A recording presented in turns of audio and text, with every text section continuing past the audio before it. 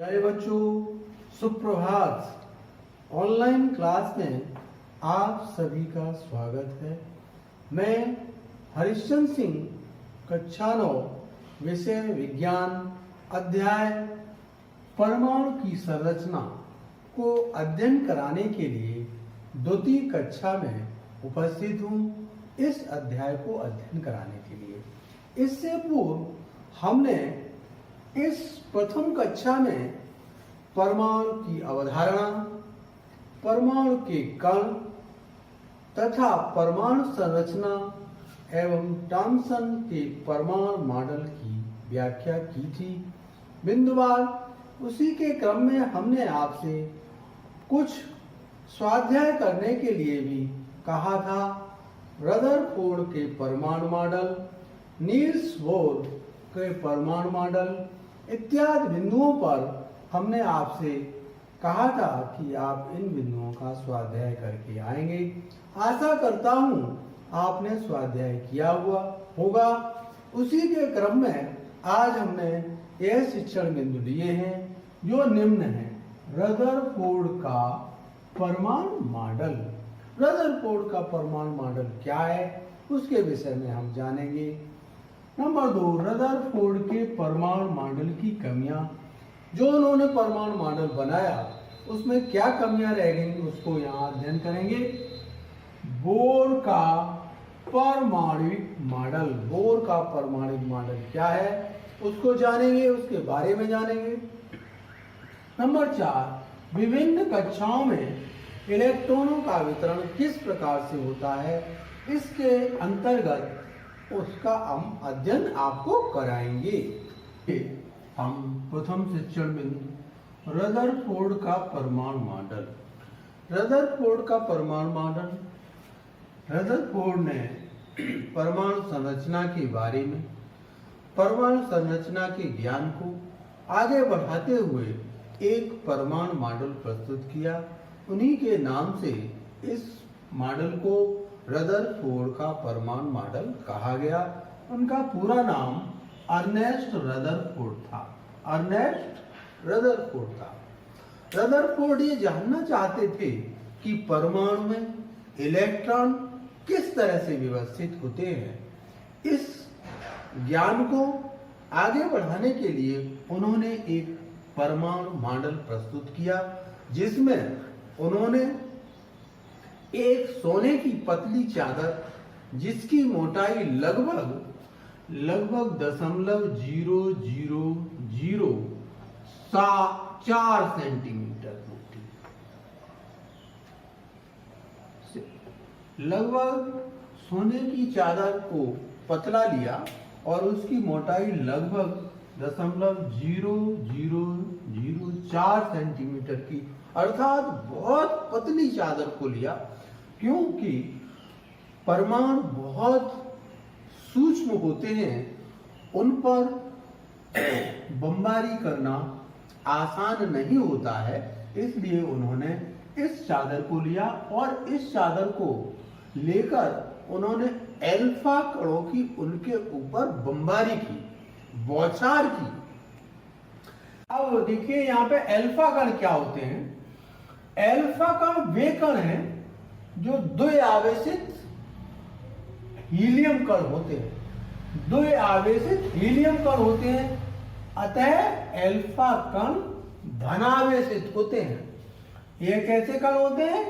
ये द्विआवेशित हीलियम कण हैं और यह तीव्र गति से गमन करते हैं, अर्थात इनमें ऊर्जा की मात्रा अधिक होती है। तो रदरफोर्ड के परमाणु मॉडल में इन्हीं कणों का प्रयोग किया गया है और यह कण जब सोने की पतली पन्नी पर बमबारी की जाती है तो कुछ अल्फा कण इस पन्नी को पार करते हुए सीधे निकल जाते हैं। पहला गुण देखा। नंबर 2, कुछ अल्फा कण अपने मार्ग से विचलित हो गए। नंबर 2, कुछ अल्फा कण अपने मार्ग से कैसे हो गए? विचलित हो गए। अपने मार्ग से विचलित हो गए, थोड़े से विचलित। कुछ अल्फा कण उन्होंने देखा कि अपने मार्ग में जाते तो हैं, लेकिन कुछ वापस लौट आते, उसी मार्ग में वापस लौट आते हैं। इस प्रकार से रदरफोर्ड का परमाणु मॉडल किस तरह से प्रस्तुत किया गया? अल्फा कणों की जब सोने की चादर पे बमबारी की जाती है तो कुछ अल्फा कण सोने की चादर को भेद कर सीधे निकल जाते हैं, कुछ अल्फा कण अपने मार्ग से विचलित हो जाते हैं, कुछ अल्फा कण अपने मार्ग में पुनः वापस लौट आते हैं। अल्फा कण बहुत तीव्र गति से गति करते हैं। इस प्रकार से आपने देखा अल्फा कण बहुत तीव्र अर्थात उनमें बहुत ऊर्जा होती है, तो इसलिए वो तीव्र गति से गति करते हैं। तो आपने इन 3 बिंदुओं को देखा। इसके साथ साथ एक उदाहरण के तौर पर एक बच्चा आंखों को बंद किए हुए एक दीवार के सामने खड़ा होता है और उससे ये कहा जाता है कि आप पत्थर को मारिए दीवार में, तो वो दीवार से थोड़ा हटता है और पत्थर को मारता है तो आवाज को सुनेगा, स्वाभाविक बात है सुनेगा, लेकिन उस पत्थर को मारने का वो पॉइंट नहीं देख पाता, वो उसकी जगह को नहीं देख पाता है, लेकिन आवाज को सुनता है। तो एक बार पत्थर मारेगा, एक बार आवाज आएगी, आवाज सुनाई देगी, ध्वनि सुनाई देगी, फिर मारेगा, फिर ध्वनि सुनाई देगी, लेकिन उस बिंदु को नहीं देख पाता है कि कहां पर हमारा ये पत्थर जाके टकराता है। उसे ये मालूम है कि दीवार पर पत्थर टकराता है। इसी प्रकार के वो 10 बार मारेगा तो 10 बार उसकी आवाज आएगी, स्थान उसे नहीं मालूम। अब उस 4 दीवारी के ऊपर तार लगे हों और उस बच्चे से कहा जाए कि अब आप पत्थर को मारिए, पत्थर को फेंकिए, तो बच्चा पत्थर को फेंकता है और उसे फेंकता है तो उसको आवाज नहीं सुनाई देती है। आवाज क्यों नहीं सुनाई देती है कि उसमें पत्थर फेंकने के साथ साथ उसे ये नहीं मालूम कि पत्थर कहाँ जा रहा है, पत्थर किस दिशा में जा रहा है, लेकिन जा रहा है। इस प्रकार से यहाँ हम एक निष्कर्ष निकालते हैं कि पत्थर जा रहा है, किस दिशा में जा रहा है। तो इससे ये निष्कर्ष निकलता है कि वहां पर इतना अधिक स्पेस है, रिक्त स्थान है कि पत्थर तार पे न लग के, उसकी 4 दीवारी के तार पर न लग के, कभी तार पे भी लगता है, कभी इधर उधर भी लगता है, कभी दूसरी साइड में लगता है। इससे ये निष्कर्ष निकलता है कि परमाणु के अंदर रिक्त स्थान भी पाया जाता है। इससे ये निष्कर्ष निकला कि परमाणु के अंदर रिक्त स्थान भी पाया जाता है, जिससे अल्फा कण कुछ सीधे निकलते थे, कुछ विक्षेपित होते थे और कुछ अपने मार्ग से निकलते थे। इस चीज को देखकर रदरफोर्ड ने अपने परमाणु से यह निर्णय निकाला। इस प्रकार से रदरफोर्ड ने यह पाया कि अल्फा कण, कुछ अल्फा कण सीधे निकल जाते हैं, उसका कारण क्या है? उन्होंने ये पाया कि परमाणु के भीतर का अधिकतम भाग खाली है।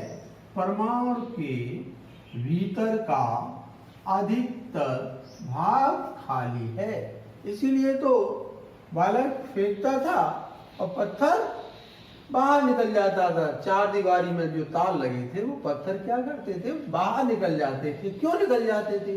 वो खाली स्थान था, इसीलिए निकल जाते। तो उन्होंने यहाँ से उदाहरण से लिया कि परमाणु के भीतर का अधिकतर भाग खाली है, क्योंकि अधिकांश अल्फा कण बिना विक्षेपित सीधे निकल जाते हैं। उन्होंने ये निष्कर्ष निकाला कि परमाणु के अंदर रिक्त स्थान है, इसलिए अल्फा कण बिना विक्षेपित सीधे निकल जाते हैं। पहला बिंदु उन्होंने ये।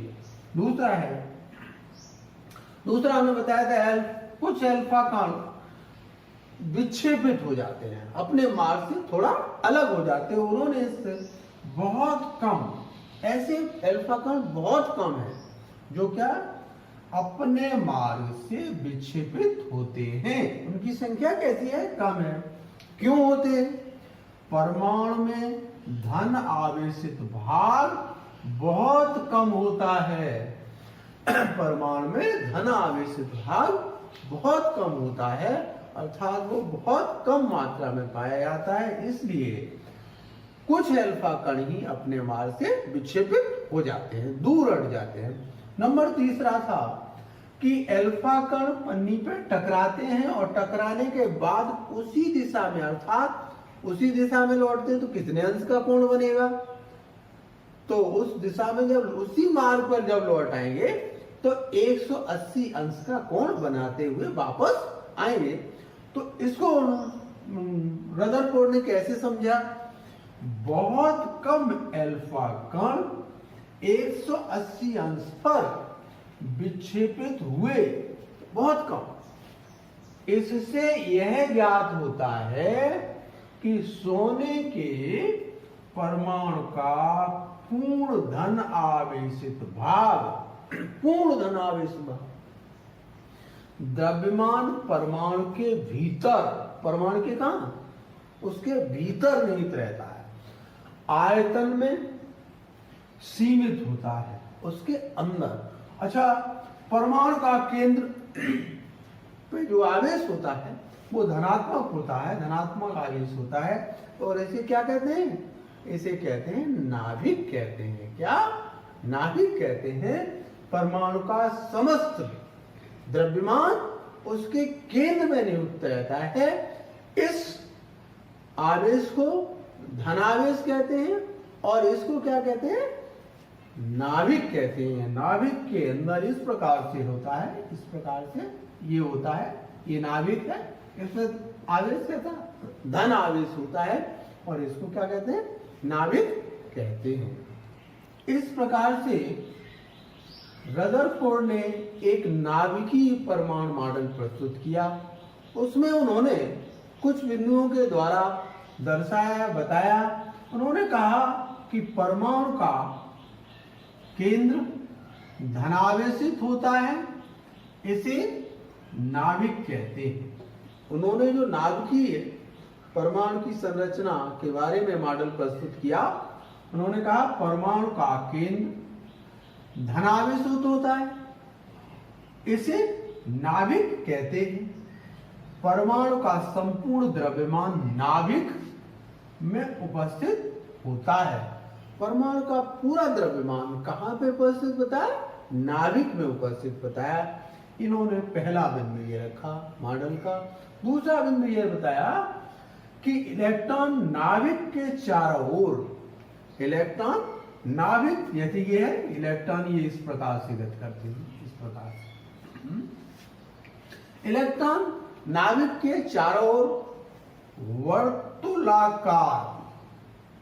वर्तुलाकार मार्ग में चक्कर निरंतर लगाते रहते हैं, लगातार लगाते रहते, वर्तुलाकार मार्ग में चक्कर लगाते रहते हैं। ये उन्होंने द्वितीय बिंदु रखा। तीसरा बिंदु रखा, नाभिक का आकार परमाणु के आकार की तुलना में बहुत या काफी छोटा होता है, काफी कम होता है। ये उन्होंने नाभिकीय परमाणु संरचना के 3 बिंदु रखे। इनको रदरफोर्ड का नाभिकीय परमाणु मॉडल भी कहा जाता है। इस प्रकार से रदरफोर्ड ने अपने परमाणु मॉडल को अल्फा कणों के द्वारा सिद्ध किया कि कुछ अल्फा कण सोने की पतली पन्नी पर यदि बौछार करें, बमबारी करें, तो कुछ अल्फा कण सीधे निकल जाते हैं और कुछ अल्फा कण विक्षेपित हो जाते हैं और कुछ अल्फा कण उसी मार्ग में लौट आते हैं। इस प्रकार से रदरफोर्ड ने अपने परमाणु मॉडल को प्रस्तुत किया। रदरफोर्ड ने जो परमाणु मॉडल बनाया, उस परमाणु मॉडल में कुछ कमियां रह गई। वो क्या कमियां थी? रदरफोर्ड के परमाणु मॉडल की कमियां। क्या क्या कमियां थी? उन्होंने ये कहा कि इलेक्ट्रॉन नाभिक के चारों ओर वर्तुलाकार मार्ग में चक्कर लगाते हैं, चक्कर लगाते हैं, है? इलेक्ट्रॉन का स्थायी हो पाना संभावित नहीं है। जब चक्कर लगाते हैं तो इलेक्ट्रॉन किसी जगह रुकते ही नहीं है, तो वो इलेक्ट्रॉन क्या होंगे, स्थायी नहीं हो पाते हैं। ये कहा कोई भी आवेशित कण गोलाकार कक्षा में त्वरित होगा जिससे ऊर्जा विकृत होती है। जब कोई कण किसी भी कक्षा में किसी भी स्थान पर त्वरित होता है तो उससे क्या होती है, ऊर्जा विकृत, ऊर्जा उससे निकलती है, वापस निकलती है। इस प्रकार स्थायी कक्ष में घूमता हुआ इलेक्ट्रॉन अपनी ऊर्जा विकृत करेगा। जब गति करेगा तो वहां से ऊर्जा विकृत होगी, निकलेगी, आगे की ओर बढ़ेगी और नाभिक से पृथक जाएगा। जब ऊर्जा निकलेगी तो कार्य करेगा तो क्या होगा, वो आगे की ओर और जाएगा कक्ष में। यदि ऐसा होता है तो परमाणु अस्थिर होता है। यदि ऐसा होता है तो क्या कहा, परमाणु अस्थिर होता है, जबकि परमाणु अस्थिर नहीं, जबकि परमाणु स्थायी होते हैं, परमाणु अस्थिर नहीं होते हैं।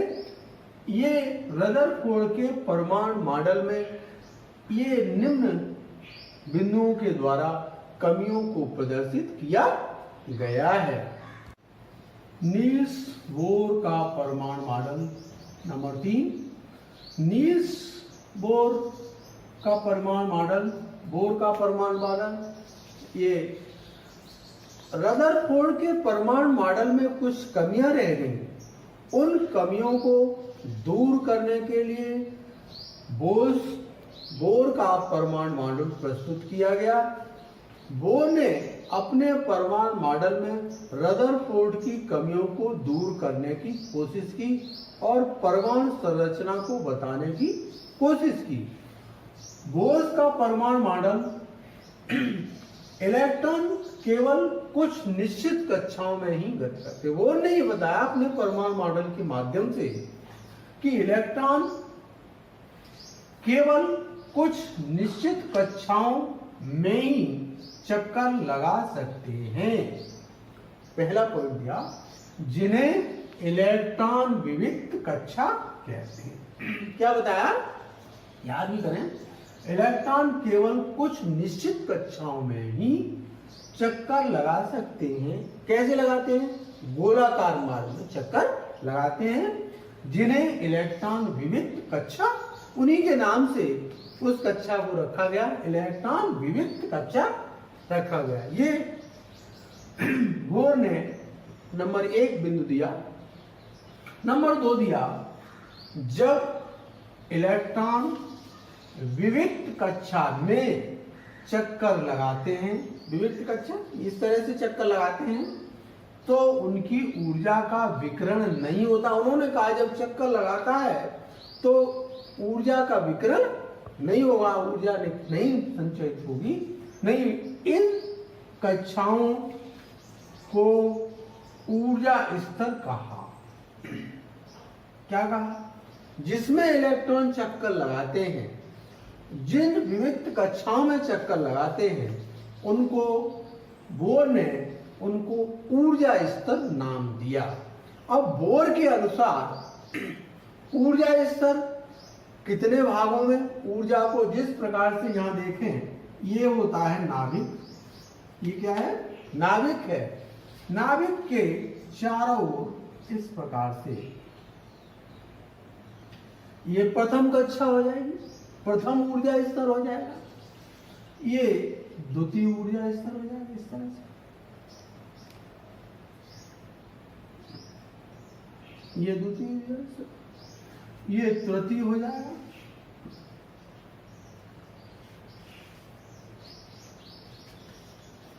इस प्रकार से ये ऊर्जा स्तर ये अलग। आप देख रहे हैं यहां तो नाभिक है,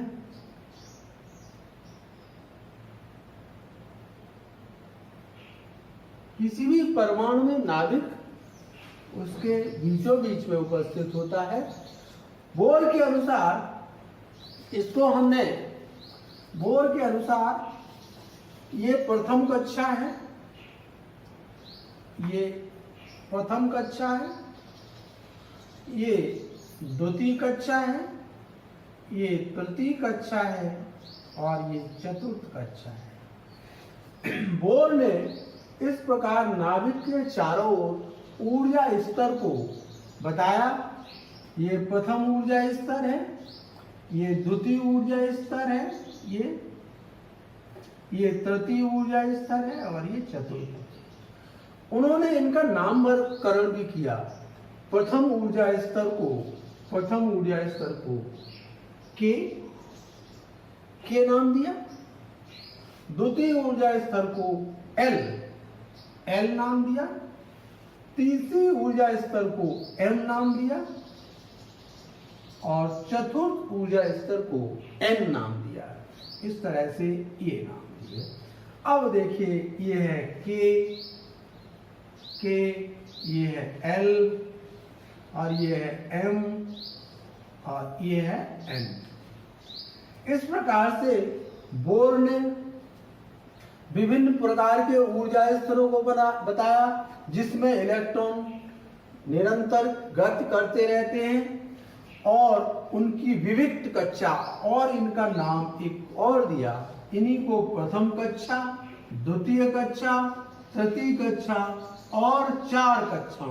हमने आपको बोर के परमाणु मॉडल के अनुसार ये नाभिक के चारों ओर जिसमें इलेक्ट्रॉन गति करता है वो ऊर्जा स्तर या कक्षाएं होती हैं, जो क्रम से नंबर 1 के कक्षा, के ऊर्जा स्तर, नंबर 2 एल ऊर्जा स्तर, नंबर 3 एम ऊर्जा स्तर, नंबर 4 एन ऊर्जा स्तर। इस प्रकार से इलेक्ट्रॉन इसमें गति करते रहते हैं। इस प्रकार से नंबर 1 के यहाँ n = 1, इस प्रकार से के कक्ष में नंबर ऑफ कक्ष 1 है, कि L n = 2, m n = 3, n = 4। इस प्रकार से बोर का परमाणु मॉडल ये कक्ष कहलाते हैं, ये कक्ष कहलाते हैं।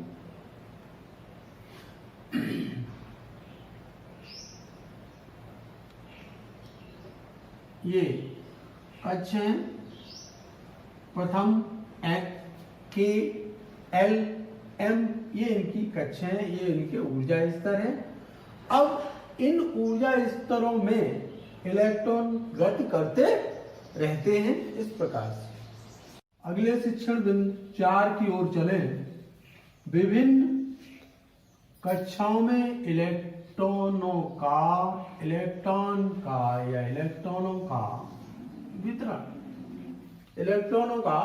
वितरण, विभिन्न कक्षाएं होती हैं, उन इलेक्ट्रॉनों का किस प्रकार से वितरण होता है, इसके लिए बोर-बरी का सिद्धांत प्रचलित है। बोर-बरी ने परमाणुओं की विभिन्न कक्षाओं में इलेक्ट्रॉनों के वितरण के लिए बहुत अच्छा सिद्धांत प्रतिपादित किया। परमाणुओं की विभिन्न कक्षाओं में इलेक्ट्रॉनों के वितरण के लिए बोर और बरी ने कुछ नियम प्रस्तुत किए, जिन्हें बोर-बरी के नाम से जाना जाता है। बोर-बरी नाम के वैज्ञानिक थे, रासायनिक वैज्ञानिक थे। उन्होंने इस नियम का प्रतिपादन किया, उन्हीं के नाम से इसको जाना जाता है। उन्होंने क्या प्रतिपादन किया? उन्होंने ये कहा, कक्षा में उपस्थित अधिकतम इलेक्ट्रॉनों की संख्या के लिए एक सूत्र प्रतिपादित किया। किसी भी कक्षा में इलेक्ट्रॉनों की संख्या 2n² है, तो उसके लिए ऊर्जा स्तर के अनुसार उसमें इलेक्ट्रॉनों का मान ज्ञात कर सकते हैं। 2n² जहां पर n कक्षा की संख्या है या ऊर्जा स्तर है। ऊर्जा स्तर कौन सा है वो n बताता, number of electrons orbit, orbit कहते हैं, कक्षा कहते हैं। कौन सी कक्षा है, नंबर n प्रदर्शित करेगा, ऊर्जा स्तर प्रदर्शित करेगा। अर्थात जब मान लीजिएगा अब हम देखें कि विभिन्न कक्षाओं में इलेक्ट्रॉनों का कैसे वितरण होता है, जिसमें बोर-वरी ने एक सिद्धांत, एक फॉर्मूला दिया कि इलेक्ट्रॉनों का वितरण इसके अनुसार होता है। कैसे होता है, नंबर एक हमारा नंबर 1 ये है, यह हमारी प्रथम कक्षा है जिसका नाम है के।